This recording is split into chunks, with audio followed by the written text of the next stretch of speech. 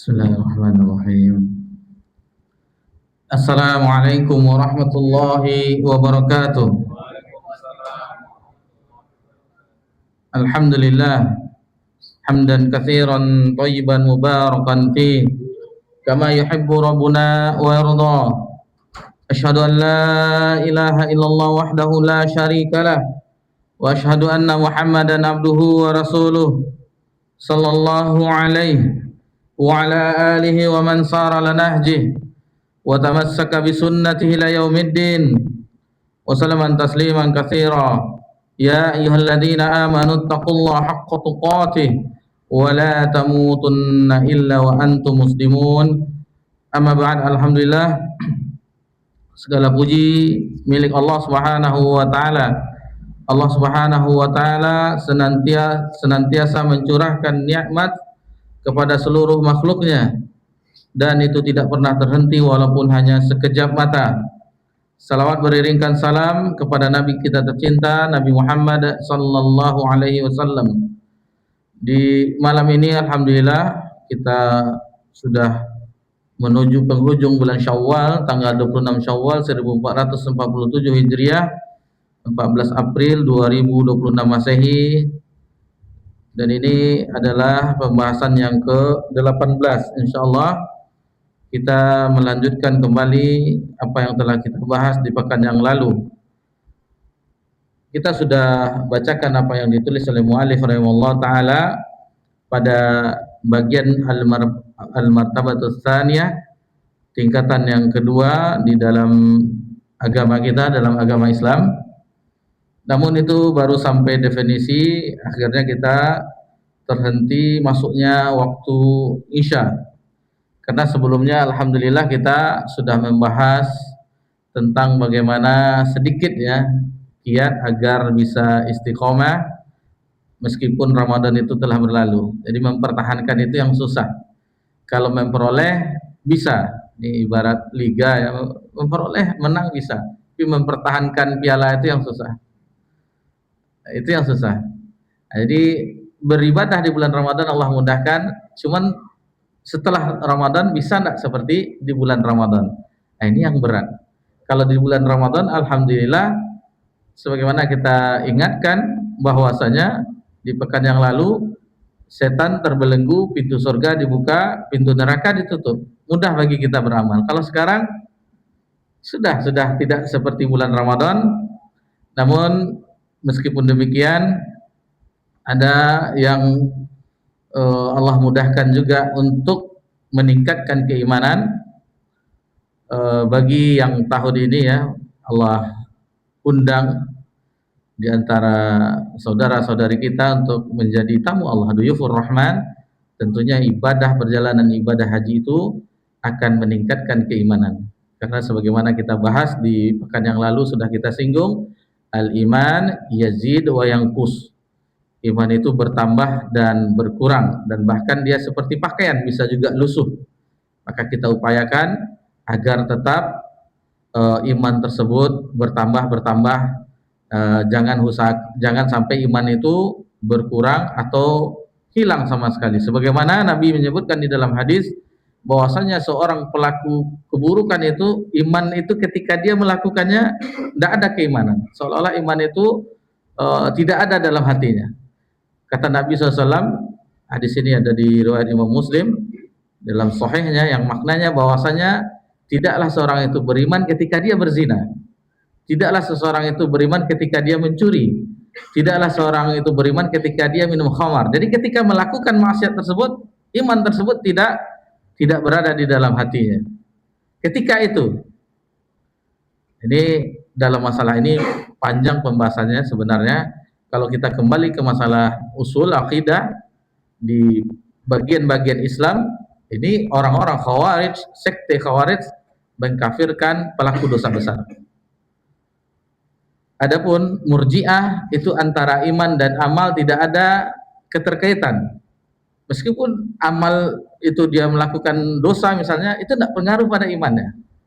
Sementara sebagaimana definisi yang kita sebutkan di pekan yang lalu, bahwasanya al-iman sebagai dalam dari bahasanya pekan yang lalu, tasdiq itu secara bahasa. Adapun secara istilah syar'i, iman itu al-iman qaulu atau tasdiq fil janan, qaulu bil lisan, wal amalu bil arkan, apa lagi, yazid bi taati ila rahman wa yanqus bi taati ila syaitan. Itu dia. Lupa karena sudah satu pekan, Ustaz. Bagaimana 1 bulan? Bagaimana 1 tahun? Di pembahasan al-iman di kampus di Institut IMSA ini 3 semester. Al-iman 1 mata kuliahnya, al-iman 2, al-iman 3. Dan alhamdulillah ketiga tersebut kami dapat tugas, al-iman 1, al-iman 2, al-iman 3. Pembahasan yang sangat luas. Pertama dibahas di al-iman 1 yang dasar, rukun iman yang 6 tersebut dijelaskan sampai 1 semester. Kemudian iman itu bagaimana, iman itu pengaruhnya terhadap akhlak, terhadap ibadah, itu berpengaruh semuanya. Kemudian iman itu terhadap masyarakat, kemudian iman itu bagaimana pengaruhnya terhadap pribadi awalnya kan, terus terhadap semuanya berpengaruh. Dan bagaimana supaya iman itu bertambah, dia meningkat dia, itu ada dibahas.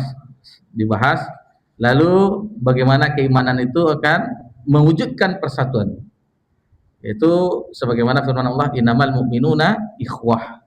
Jadi keterikatan iman itulah yang dibina oleh Nabi sallallahu alaihi wasallam di ketika Nabi hijrah antara Muhajirin dan Ansar dan seluruh kaum muslimin. Itu ikatan keimanan. Jadi itu ikatan yang bukan sehari 2 hari membinanya. Nabi di Madinah setelah hijrah itu 10 tahun Nabi membinanya. Dan alhasil alhamdulillah itu ikatan iman yang menjadi contoh bagi kita di zaman ini, bagaimana mereka dengan ikatan keimanan tersebut, persaudaraan sesama iman itu yang tidak bisa kita jumpai di zaman sekarang. Mustahil. Seperti orang Ansar itu mendahulukan saudaranya Muhajirin. Ithar namanya, mendahulukan saudara. Kalau kita mana mau mendahulukan orang lain daripada kita. Sementara begitulah pembinaan Nabi SAW, bahwasanya kata Nabi, kata firman Allah Subhanahu wa taala dalam surah Al-Hasyr, wa yu'siru ala anfusihim walau kana bihim khassasah. Jadi orang-orang Ansar lebih mendahulukan orang Muhajirin walau mereka sendiri membutuhkannya. Ini sangat berat ini ya, tetapi karena keimanan mudah. Dan itulah yang dituntut sebenarnya. Jadi masih banyak tentang yang kita ketahui, hanya rukun iman ada 6, rupanya pembahasannya panjang. Jadi kalau kita buat seperti kampus juga, al-iman 1, al-iman 2, al-iman 3, tamat-tamat usul salah. Orang udah pindah pembahasan ini terus. Kita ulang kembali paragraf yang telah kita singgung di pekan yang lalu. Muallif rahimahullah taala, penulis semoga Allah merahmatinya, menyebutkan al-martabatus tsaniyah, tingkatan yang kedua dari Islam tersebut, al-imanu wa huwa bid'un wa sab'una syu'bah. Iman itu memiliki bagian ya, itu 70 lebih bagian, lebih kurang. Fa'alaha qaulu la ilaha illallah, dan yang paling tinggi adalah kalimat ungkapan la ilaha illallah. Wa danaha imatatul adza 'alit thariq, dan yang paling rendah adalah menyingkirkan gangguan dari jalan, baik itu duri, pecahan kaca, sesuatu yang tidak disukai, itu dihindari agar orang leluasa lewat. Seperti pekan yang lalu kalau ada pesta di jalan itu fasilitas umum. Jadi karena kepentingan pribadi akhirnya orang terganggu jadinya, fasilitas umum. Ada kelebihan harta sebaiknya ada di ruangan yang bisa disewa sehingga kita tidak mengganggu orang-orang yang lewat di situ, dan kasihan orang yang sekali lewat tidak tahu dia kemana, apalagi di perumahannya mutar-mutar. Dan di bagian akhir ini disebutkan wal haya'u syu'batul minal iman, dan malu itu adalah bagian daripada keimanan. Jadi muallif rahimahullah taala menukilkan hadis ini, yang dinukilkan di matan ini adalah hadis Nabi SAW yang diriwayatkan oleh Imam Bukhari dan Imam Muslim dan selain keduanya. Di hadis ini sahih. Ini yang diambil, beliau ambil hadis itu lalu beliau rahimahullah taala masukkan di matannya. Baik. Masalah keimanan kita sudah mengetahui definisinya dan seterusnya. Kita lanjutkan bahwasanya keimanan tersebut yang kita bawa, yang kita singgung ya, kalau untuk ibadah kita sudah mengetahuinya bagaimana seseorang dengan keimanan berpengaruh terhadap sholatnya, telah kita singgung di rukun Islam. Dengan puasa kita mengetahui nidak untuk puasa itu kewajibannya orang beriman yang dipanggil, panggilan ya ayyuhallazina amanu kutiba alaikumusiyam. Kemudian terhadap haji, terhadap zakat dan seterusnya, terhadap ibadah itu sepertinya kita semuanya, bapak-bapak, ibu-ibu yang semoga diberkahi dan dirahmati Allah Subhanahu wa taala, itu mengetahuinya. Yang kita tekankan adalah pengaruh iman itu terhadap akhlak, Kita agak dalam di sini karena di zaman kita yang hidup sekarang ini merupakan krisis akan ini. Betapa banyak orang mengatakan terhadap kita yang sudah mulai mengaji, lihatlah mereka berilmu, belajar ilmu, biadabnya tidak ada. Banyak perangainya begini, kasar dan seterusnya. Ada kan kita mendengar banyak, ada orang-orang kajian itu, lihatlah dia membahas ilmu tapi bawaannya begini dan seterusnya. Jadi seolah-olah kita telah membangun, seolah-olah mengupayakan tangga ke surga, atau ibarat pohon yang kita telah kita upayakan suburnya. Itu makanya ada namanya syajaratul iman, pohon keimanan, semakin rindang, semakin banyak buahnya, hasilnya. Nah, itu seolah-olah kita dengan akhlak yang buruk tersebut, sesuatu yang telah kita usahakan, itu kita rubuhkan, tangga tersebut kita rubuhkan, dan pohon itu kita tebang. Seolah-olah demikian. Nanti insya Allah akan kita singgung hadisnya, kenapa demikian, ada di bagian tentang bahayanya akhlak yang buruk. Baik.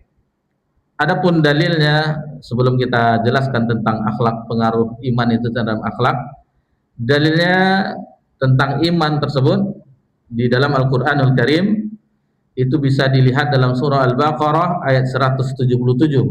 Allah Subhanahu wa taala berfirman, a'udzu billahi minasyaitonir rajim, laisal birra an tuwallu wujuhakum qibalal masyriqi wal maghrib. Bukan kebaikan itu seseorang yang memalingkan wajahnya ke timur dan ke barat. Walakinnal birra, akan tetapi kebaikan itu man amana billahi wal yaumil akhir. Itu orang yang beriman kepada Allah dan hari akhir, wal malaikati wal kitabi wan nabiyyin. Di sini ada 5 rukun iman. Adapun tentang takdir itu terpisah. Di dalam surah Al-Qamar ayat 49, inna kulla syai'in khalaqnahu biqadar. Sesungguhnya kami menciptakan segala sesuatu dengan takarannya, dengan takdirnya, takarannya, kadar, takdir, takarannya, ketentuannya. Ini di dalam Al-Quran itu terpisah. Adapun di dalam hadis itu di hadis Jibril. Insya Allah nanti kita lewati di sini. Jadi kita tunda dulu pembahasan hadis Jibril, yang mana Jibril bertanya kepada Nabi Sallallahu Alaihi Wasallam tentang tingkatan Islam tersebut, Islam, iman dan ihsan. Kemudian tentang akhlak yang terpuji, sebagai contoh tentunya adalah Nabi kita tercinta Sallallahu Alaihi Wasallam, karena beliau adalah sebaik-baik petunjuk dan beliau adalah uswah hasanah. Laqad kana lakum fi Rasulillahi uswatun hasanah, suri tauladan yang menjadi contoh terbaik di antara umat Nabi SAW. Sebaik-baik contoh dia mencontoh adalah Nabi SAW, dan sebaik-baik petunjuk wa khairal huda Muhammad SAW. Sebaik-baik petunjuk adalah petunjuk Nabi SAW. Lalu bagaimana akhlak Nabi kita tercinta Sallallahu Alaihi Wasallam? Allah yang langsung memuji akhlak beliau dalam surah Al-Qalam, wa innaka la'ala khuluqin azim. Sesungguhnya engkau wahai Muhammad memiliki budi pekerti yang luhur. Jadi Rabbuna Jalla wa Ala yang langsung memuji akhlak Nabi Sallallahu Alaihi Wasallam. Kalau kita pelajari sirah Nabi, bagaimana Nabi SAW itu disegani, disenangi oleh kawan, disegani oleh lawan, karena akhlak Nabi SAW yang luhur. Di dalam tafsir Al-Katsir ada riwayat Ummul Mukminin Aisyah radhiyallahu anha itu menyebutkan apa akhlak Nabi SAW. Ummul Mukminin Aisyah radhiyallahu anha menyebutkan kana khuluquhul Quran, adalah akhlak Nabi SAW adalah Al-Quran. Lalu bagaimana keutamaan tentang orang yang memiliki akhlak yang mulia tersebut? Di antaranya hadis yang diriwayatkan oleh Imam Abu Daud, Imam Tirmizi, Imam Ahmad dalam musnadnya, kemudian Imam Bukhari juga, Ibnu Hibban dalam sahihnya. Kata Nabi SAW dalam sabdanya, ma min syai'in askalu fil mizan min husnil khuluq. Tidak ada sesuatu pun yang lebih berat timbangannya di hari kiamat melainkan akhlak yang mulia. Di dalam hadis yang lain tadi kita singgung tentang iman itu bertambah dan berkurang. Ada enggak iman itu yang sempurna? Iman yang sempurna ada enggak? Ada. Jawab ada. Iman itu bertambah dan berkurang. Ada enggak iman itu yang sempurna? Gimana Pak? Tidak ada. Tetapi Nabi menyebutkan dalam hadisnya ternyata ada. Sebagaimana Nabi SAW bersabda, diriwayatkan Imam Ahmad dalam musnadnya, Abu Daud, Imam Tirmizi dan yang lainnya, kata Nabi SAW dalam sabdanya, akmalul mu'minina imanan ahsanuhum khuluqa. Orang mukmin yang paling sempurna imannya adalah yang paling baik akhlaknya. Ternyata ada. Ternyata ada. Jadi semakin baik akhlaknya, semakin sempurna imannya. Tentu sempurnanya bukan sempurna seperti Nabi Sallallahu Alaihi Wasallam. Tetapi dari hadis ini, orang yang bisa berakhlak mulia adalah orang yang sempurna imannya. Perhatikan hadis yang sahih dari Imam Bukhari, la yu'minu ahadakum hatta yuhibba li akhi ma yuhibbu li nafsi. Tidaklah sempurna iman seseorang sampai dia mencintai untuk saudaranya sebagaimana dia menyukai hal demikian. Kalau kita tidak memberi orang itu kan yang tidak kita suka. Tidak suka kita, kurang enak, kasihlah orang. Nanti tidak habis mubazir, kasih tetangga. Seperti itu lah. Sementara patokan keimanan itu yang kita suka. Kita suka misalnya ini. Nah, ini yang kita berikan. Kita bagi yang ini yang kita suka, itu yang kita berikan. Di dalam surah Ali Imran, Allah Subhanahu wa taala berfirman, lan tanalal birra bukan.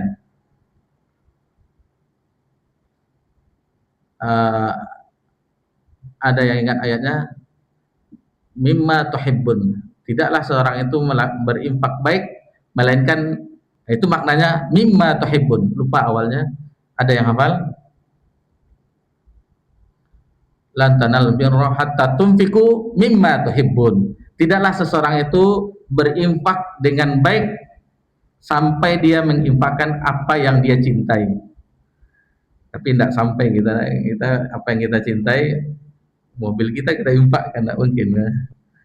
Tapi begitulah patokannya ketika ayat ini turun, salah seorang sahabat, kalau tidak salah itu Abu Darda, itu menginfakkan kebun kurma yang dicintainya. Wahai Rasulullah, sesungguhnya inilah kebun kurma yang paling aku cintai. Ketika ayat itu turun, dia mendengarnya, lalu diinfakkannya untuk fisabilillah. Silahkan gunakan, ambil hasilnya. Nah, itu memang terbukti bagaimana para sahabat radhiyallahu anhum ajmain ketika mendengar wahyu dari Nabi SAW langsung diamalkannya. Apa yang terbaik dari hartanya itu yang diinfakkan. Baik. Kemudian di keadaan orang di akhirat, orang yang paling dicintai oleh Nabi dan dekat kedudukannya, majelisnya di akhirat adalah orang yang paling baik akhlaknya. Kata Nabi SAW di dalam hadisnya, dan hadis ini diriwayatkan oleh Imam Ahmad, Tirmidzi, Ibnu Hibban dan yang lainnya. Inna min ahabbikum ila wa aqrabikum minni majlisan yaumal qiyamah ahsanakum akhlaqa. Sesungguhnya orang yang paling aku cintai dan yang paling dekat tempat duduknya, majelisnya denganku di hari kiamat adalah orang yang paling baik akhlaknya. Coba kita renungkan sejenak, kita mengetahui mungkin yang di dekat Nabi SAW sebagaimana ketika di dunia. Di situ mungkin ada Abu Bakar, ada Umar, ada Utsman, Ali dan yang lainnya. Akan tetapi ini berita gembira bagi kita umat Nabi SAW agar dekat, walaupun tidak di sampingnya tetapi dekat dengan Nabi SAW. Karena umat Nabi SAW umat yang paling banyak. Lalu kita dekat dengan Nabi SAW duduk di hari kiamat. Dan semua orang manusia menyaksikan. Ketika orang menghina kita sekarang, apa itu? Lalu dia lihat kita di akhirat, dekat kedudukan kita, dekat Nabi SAW. Itu membuktikan. Di dunia tidak bisa dibuktikan sekarang. Tapi dibuktikan di akhirat. Ini yang kita upayakan agar bisa memperoleh hal-hal yang disebutkan oleh Nabi Sallallahu Alaihi Wasallam. Kemudian masih tentang keutamaan orang-orang yang berakhlak mulia, karena ini berpengaruh dengan keimanan. Ini orang yang berakhlak mulia, yang berakhlak yang baik, itu derajatnya itu sampai ke kedudukan orang yang berpuasa di siang hari dan sholat malam di malam hari. Kata Nabi SAW di dalam sabdanya yang mulia, innal mu'mina la yudriku bi husni khuluqihi darajah shaim al-qaim. Sesungguhnya orang mukmin yang akhlaknya terpuji yang baik dapat mencapai derajat orang yang berpuasa di siang hari dan orang yang salat malam di malam hari. Ya, misalnya dia tidak sempat melakukan misalnya, tapi kedudukannya bisa mencapai orang yang berpuasa di siang hari dan orang yang sholat malam di malam hari. Kita ini amalan yang dua amalan ini, di siang hari dia berpuasa, di malam hari dia ini sama-sama mendapatkan syafaat di hari kiamat. Ketika dia berpuasa, dia akan mendapatkan kebaikan dengan puasanya, dan ketika di malam harinya tentu membaca, ketika kita sholat malam kita membaca Al-Quran, dan Al-Quran itu akan menjadi syafaat juga di hari kiamat. Jadi banyak ya hadis-hadis mengenai ini. Di hadis yang lain, innallaha ta'ala jamil yuhibbul jamal wa yuhibbul ma'alil akhlaq wa yakrahu safsafaha. Kata Nabi sallallahu alaihi wasallam, sesungguhnya Allah taala indah dan menyukai keindahan. Allah menyukai akhlak yang mulia dan membenci akhlak yang hina. Lalu orang yang dianugerahkan akhlak yang baik, maka dia mendapatkan sesuatu yang mulia, lebih mulia daripada harta-harta atau hiasan dunia. Karena hiasan akhlak itu yang lebih utama. Sebagaimana Nabi SAW sebutkan dalam hadisnya, sabdanya, innan nasa lam yu'tau syai'an khaira min khuluqin hasanin. Manusia tidaklah diberikan sesuatu yang lebih baik daripada akhlak yang mulia. Ini diriwayatkan dari Imam At-Tabrani dalam Al-Kabir, Mu'jamul Kabir. Dan akhlak yang mulia di antara hal yang bisa menyebabkan seseorang, yang banyak menyebabkan seseorang masuk surga. Kata Nabi sallallahu alaihi wasallam ketika ditanya hal yang bisa memasukkan orang ke dalam surga, lalu beliau bersabda, taqwallah wa husnul khuluq. Itu takwa kepada Allah dan akhlak yang mulia.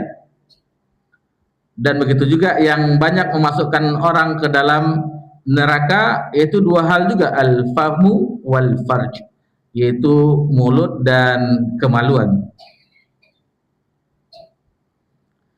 Ini jaminan Nabi sallallahu alaihi wasallam, jaminan dari Nabi kita yang menjamin Nabi sallallahu alaihi wasallam. Bukan sembarang manusia, tetapi Nabi wa huwa shadiqul masduq, yang beliau benar dan dibenarkan. Jaminan beliau, anna za'im bi baitin fi rabadatil jannah liman tarakal mira'a wa in kana muhiqqa. Jadi kata Nabi, saya menjamin rumah di tepi surga bagi seseorang meninggalkan debat meskipun dia dalam kebenaran. Jadi ketika kita meninggalkan debat, nah, kita debat, lalu itu Nabi jamin rumah di tepi surga. Kalau di ihram ya, bagi orang yang haji salah satunya tidak boleh berjidal, la fusuq wala apa, satu lagi apa, berkata-kata yang porno atau rafat dan jidal, meninggalkan jidal. Rafat, fusuk dan meninggalkan jidal itu ditinggalkan demi agar haji kita itu mabrur. Siapa tahu insyaallah Allah mudahkan bagi yang ada terpanggil di tahun ini, mudah-mudahan Allah anugerahkan haji yang mabrur tersebut. Kapan berangkat, Pak? Sudah ada jadwalnya? Sudah? Tanggal bulan April ini, akhir April enggak? Mei. Berarti ke Madinah dulu ya. Ke Mekah langsung ya. Insyaallah, mudah-mudahan Allah mudahkan dan usahakan. Baik. Kemudian yang kedua, ini ada 3, bagi Nabi juga menjamin wa bi baitin fi wasatil jannah liman tarakal kadhib. Nabi menjamin rumah di tengah surga bagi orang yang meninggalkan dusta wa in kana maziha, yang membuat orang tertawa. Jadi dia berbohong agar orang, meskipun dia bercanda membuat orang tertawa, tapi berdusta lalu dia tinggalkan, maka dijamin oleh Nabi sallallahu alaihi wasallam rumah di tengah surga. Lalu yang terakhir ini dia, wa bi baitin fi a'lal jannah, dan rumah di surga yang tinggi, tinggi, paling tinggi kedudukannya, yaitu bagi liman hasana khuluqah, bagi orang yang baik, membaguskan akhlaknya. Kita bawakan juga beberapa hadis ancamannya, kita agak cepatkan sedikit karena waktu. An Ibnu Abbas an Rasulullah SAW qol salasun la tarfa'u salatuhum fawqa ru'usim shibran. Ada tiga golongan kata Nabi, yang mana amalan solehnya la tarfa'u salatuhum, salatnya maksudnya tidak diangkat ru'usim shibran, meskipun sejengkal. Jadi amalan itu tidak sampai ke Rabbul Alamin, tidak diangkat. Sedangkan di atas kepalanya tidak sampai sejengkal. Siapa 3 golongan tersebut? Yang pertama, rajulun amma qauman wa hum lahu karihun. Yang pertama adalah seorang yang diangkat menjadi imam, mengimami suatu kaum, tetapi orang membencinya, tidak menyukainya karena perangainya yang jelek.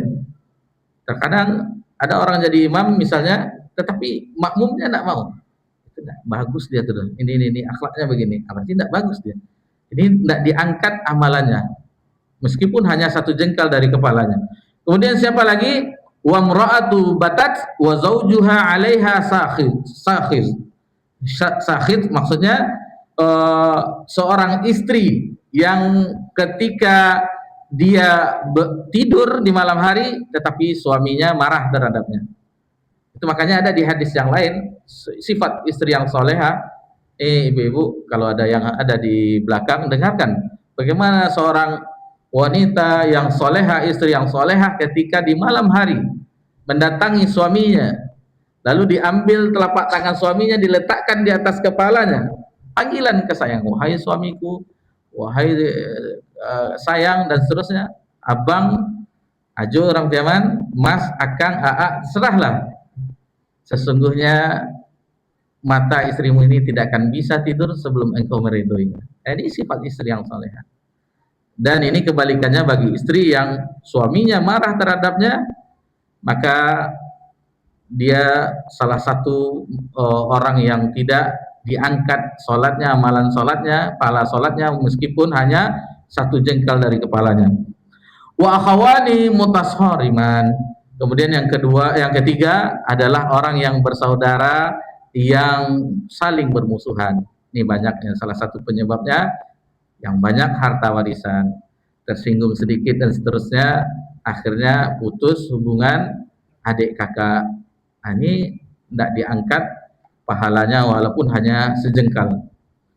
Kemudian di hadis yang lain, buruknya orang yang berperangai buruk, wa inna su'al khulqi la yufsidul amal kama yufsidul khallul asal. Sesungguhnya akhlak yang buruk benar-benar merusak amal sebagaimana cuka merusak madu.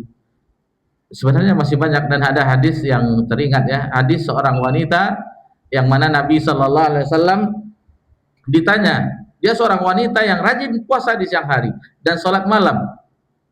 Lalu ditanyakan kepada Nabi SAW, tetapi dia menyakiti tetangganya, nggak nyaman tetangganya terhadapnya.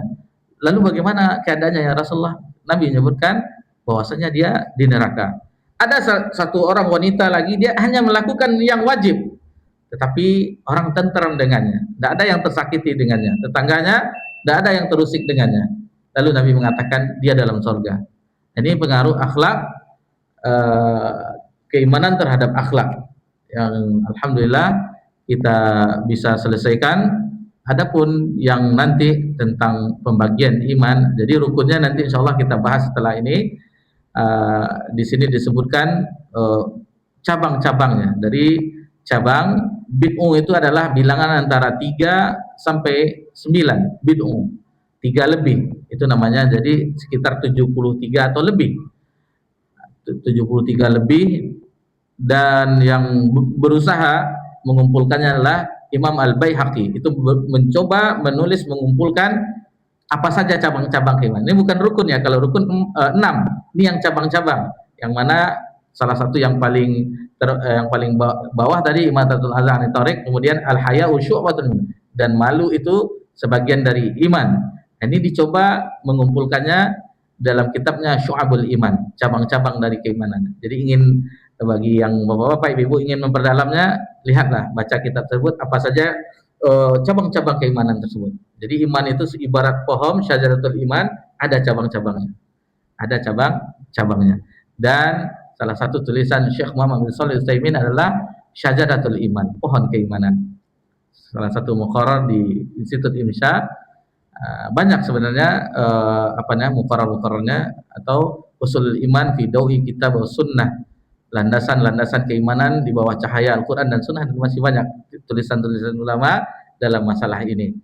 Di alhamdulillah di kesempatan ini karena waktu azan isya telah masuk, kita cukupkan sampai di situ. Bagaimana pengaruh keimanan, maka bisa dilihat semakin kuat imannya, semakin taat dia, semakin baik akhlaknya. Jangan sampai yang kebaikannya, puasa, sholatnya dan seterusnya itu gugur karena akhlak yang buruk. Tentunya upaya di antara upaya sebelum kita akhiri, tentunya pertama niat yang tulus, niat yang ikhlas kepada Allah agar diberikan akhlak yang mulia. Kemudian berdoa, jangan lupa sebagaimana ketika bercermin kita, misalnya selesai mandi, berdoa, Allahumma kama ahsanta khalqi fa ahsin khuluqi. Ya Allah, sebagaimana Engkau telah membaguskan rupa ini, maka baguskan juga akhlak ini, dan seterusnya. Minta kepada Allah, karena akhlak itu ada dua. ada yang jibili yang memang bawaan sejak lahir setelan pabrik, ada yang muktasab diusahakan, dilatih tetapi sesekali keluar juga. Ketika ini pas kena kan, itu dia aslinya. Tapi mohon maaf jika ada kesalahan. Alhamdulillah ini yang bisa kita pelajari di malam ini. Insya Allah nanti kita akan pelajari rukun iman yang 6 tersebut. Insya Allah di pekan yang akan datang. Wassallallahu ala nabiyyina Muhammad sallallahu alaihi wasallam wa ala alihi washabbihi ajmain. Walhamdulillah rabbil alamin. Wassalamualaikum warahmatullahi wabarakatuh.